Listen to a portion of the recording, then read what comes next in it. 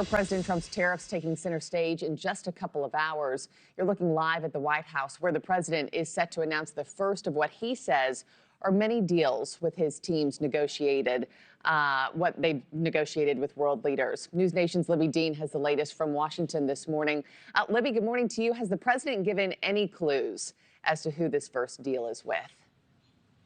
All signs pointing to the United Kingdom this morning, Markie. President Trump confirming that this first trade announcement of his second term in a social media post, making this confirmation, saying that it will be, quote, full and comprehensive deal that will cement the relationship between the U.S. and the U.K. for years to come. While the U.K., now we know that they are the first country to strike a deal here, the U.K., with the United States. President Trump says that he and his trade team are in talks with dozens of countries like India, Japan, and South Korea. The president saying more deals are on the horizon. Well, I can announce all of them now. I could announce 50 to 100 deals right now because, you know, I'm the shopkeeper and I keep the store. And, you know, I know what countries are looking for and I know what we're looking for. And I can just set those terms and they can go shopping or they don't have to go shopping because everybody wants to shop here. The announcement coming a day after the Fed's decision to keep interest rates unchanged. The White House was looking to get some economic relief from the president's trade policies. Trump had been pressuring Fed Chair Jerome Powell to lower rates. Of course, that ultimately did not happen yesterday. Now it seems he's taking matters into his own hands with this announcement that will likely boost the markets and give him some good economic news this morning, Markie.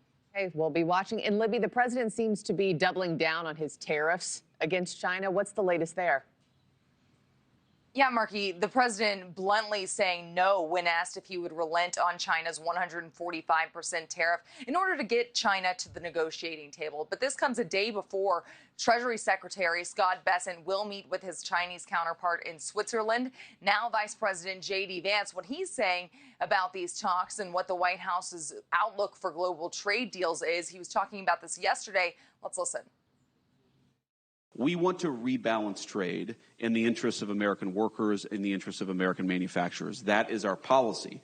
We think that we can do that while preserving at least an open dialogue with the PRC and with a lot of other nations all over the world. But that doesn't mean the old way of doing business is going to be stable or that it's going to persist. China says they're firmly opposed to the tariffs. Their foreign affairs spokesperson saying, quote, China is open to dialogue, but any dialogue must be based on equality, respect, and mutual benefit. The trade talks in Switzerland actually marked the first in-person discussions between the U.S. and China since this tariff tit-for-tat began. Markie? Thank you for watching. Subscribe below and download our NewsNation app right now on your phone, and you will get fact-based, unbiased news for all Americans.